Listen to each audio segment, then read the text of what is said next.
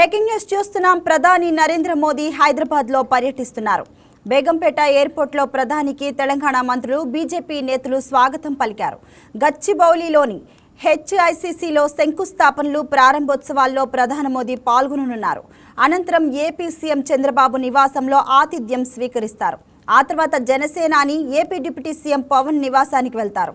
ఇటీవల శస్త్రచికిత్స చేయించుకున్న పవన్ ఆరోగ్యం గురించి అడిగి తెలుసుకుంటారు.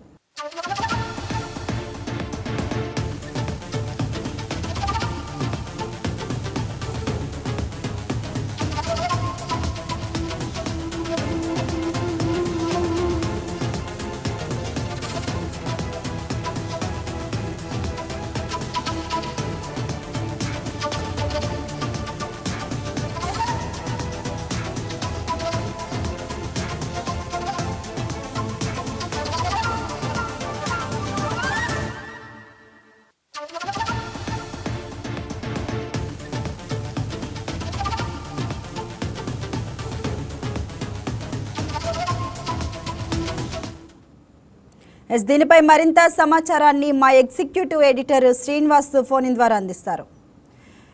చెప్పండి శ్రీనివాస్, మరి నరేంద్ర మోదీ గారి హైదరాబాద్ పర్యటనలో ప్రధానంగా మరి ఏ ప్రాజెక్టులపై దృష్టి పెట్టనున్నారు? కొద్దిసేపటి క్రితమే ప్రధాని మోడీ హైదరాబాద్ చేరుకున్నారు. ఉప ముఖ్యమంత్రి బట్టి విక్రమార్క ప్రధానికి స్వాగతం పలికారు. ప్రధాని నేరుగా హెచ్ఐసిసికి వెళ్లబోతున్నారు. హెచ్ఐసిసిలో ఇప్పటికే ముఖ్యమంత్రి రేవంత్ రెడ్డి ప్రధానికి స్వాగతం పలికేందుకు అక్కడ ఏర్పాట్లు చేసుకున్నారు. కేంద్ర మంత్రులతో పాటుగా రాష్ట్ర మంత్రివర్గం అంతా కూడా హెచ్ఐసిసిలో ఉంది. అదేవిధంగా గవర్నర్ కూడా హెచ్ఐసిసిలో ఉన్నారు. ప్రధానికి స్వాగతం పలికేందుకు అక్కడ ఏర్పాట్లు చేస్తున్నారు. అయితే మరికొద్దిసేపట్లో హెచ్ఐసిసి చేరుకున్న తర్వాత మోడీ వర్చువల్ గా కొన్ని ప్రాజెక్ట్స్ తెలంగాణకు సంబంధించి పలు అభివృద్ధి కార్యక్రమాలకు మోడీ శంకుస్థాపనలు వర్చువల్ గా చేయబోతున్నారు.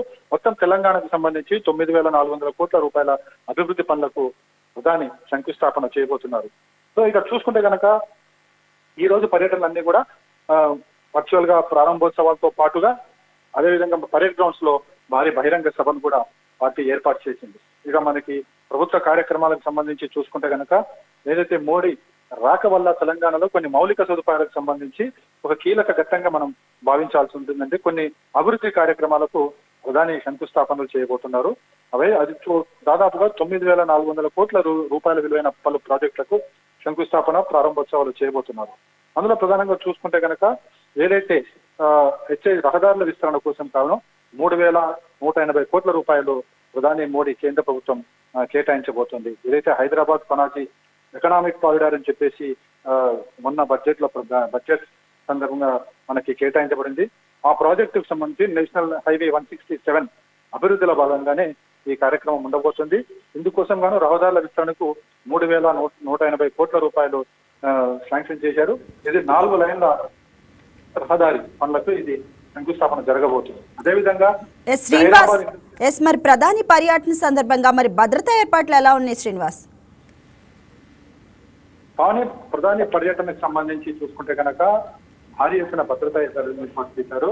దారి పొడవునా కూడా మొత్తం మా బందోబస్తు ఉంది. ఇక్కడ కూడా ఏ విధమైన వాంఛనీయ సంఘటన జరగకుండా, అదేవిధంగా ప్రధానంగా ఏదైతే బీసీకి సంబంధించి ఏదైతే ఉద్యమాలు చేయాలని బీసీ సంఘాలు నిర్ణయించాయో ఈ మేరకు ఎవరు కూడా ఏ సంఘ నాయకులు కూడా బయటికి రాకుండా హౌస్ అరెస్ట్ చేయడం జరిగింది. నిన్నటి నుంచి కూడా ఈ హౌస్ అరెస్ట్ లో కొనసాగుతున్నాయి. ప్రధాని పర్యటన తర్వాత అన్ని విడుదల చేసే అవకాశం ఉంది. అదేవిధంగా పరేడ్ గ్రౌండ్స్ లో భారీ బహిరంగ సభకు బీజేపీ ప్లాన్ చేసింది. దానికోసం గాను దాదాపు 1,00,000 మంది కార్యకర్తలు హాజరవుతారని చెప్పేసి పార్టీ అంచనా వేసింది. అందుకు అనుగుణంగానే ఉదయం నుంచి కూడా అక్కడ ఏర్పాట్లు చేస్తున్నారు. ప్రతి కార్యకర్తను కూడా పూర్తి స్థాయిలో చెక్ చేసిన తర్వాత లోపలికి వెళ్తున్నారు. అదేవిధంగా ప్రధాని పర్యటనలో భాగంగా ప్రధాని ఎప్పుడైతే భారీ బహిరంగ సభలో పాల్గొంటారో అక్కడ కొన్ని విధి విధానాలు ఉంటాయి. ముఖ్యంగా ఫోన్లు కానీ, ల్యాప్టాప్స్ కానీ, వాటర్ బాటిల్ కానీ లోపలికి తీసుకెళ్ళడానికి వీల్లేదు.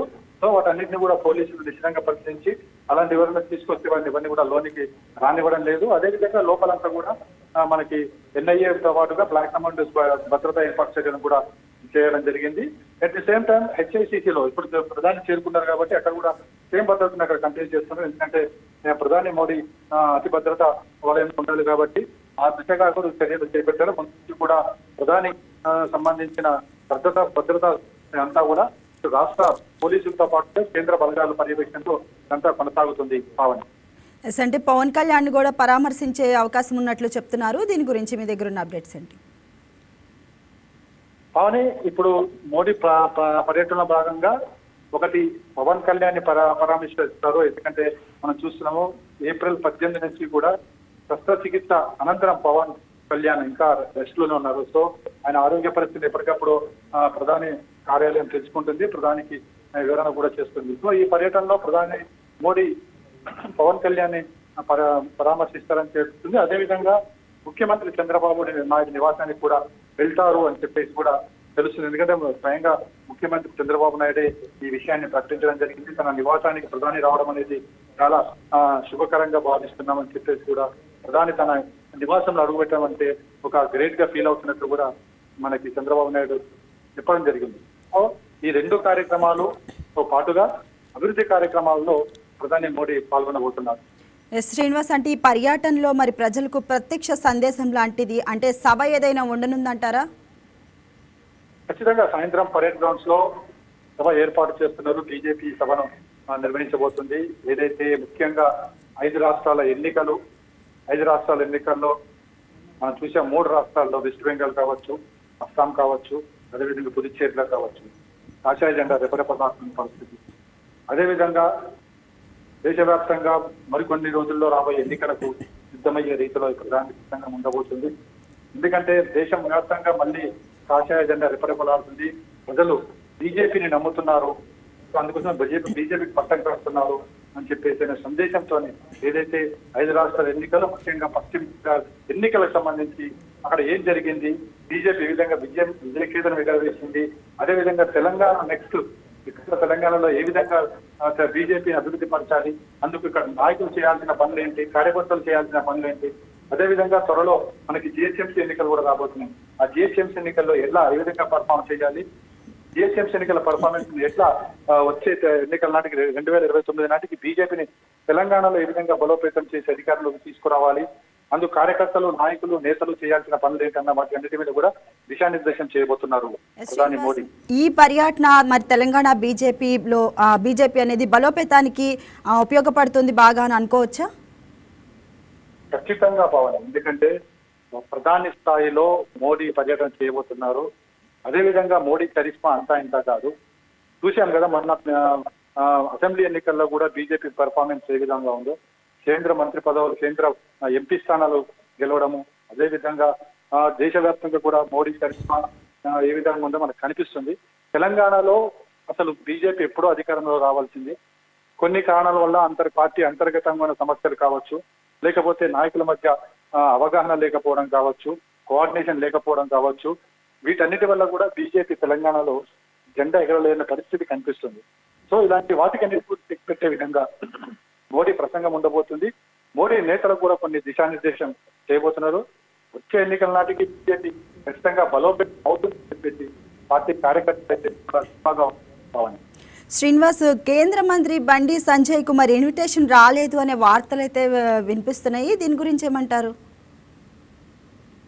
అయితే ప్రధాని మోడీకి సంబంధించి సభ నిర్వహణ కావచ్చు, లేకపోతే ఈ అభివృద్ధి కార్యక్రమాలు కావచ్చు, కొన్ని ప్రోటోకాల్స్ ఉంటాయి. ఆ ప్రోటోకాల్ ప్రకారం అన్ని కూడా చేయాల్సి ఉంటుంది. అంటే బండి సంజయ్ కేంద్ర మంత్రిగా ఉన్నారు, వివిధ కార్యక్రమాల్లో ఉన్నారు కాబట్టి రాకపోవచ్చు, లేకపోతే ఆహ్వానం వెళ్ళడంలో ఆలస్యం అయి ఉండొచ్చు. కానీ మనకి మన బండి సంజయ్ కూడా వస్తున్నట్లయితే సమాచారం ఉంది. అవును. Yes, thank you Srinivas.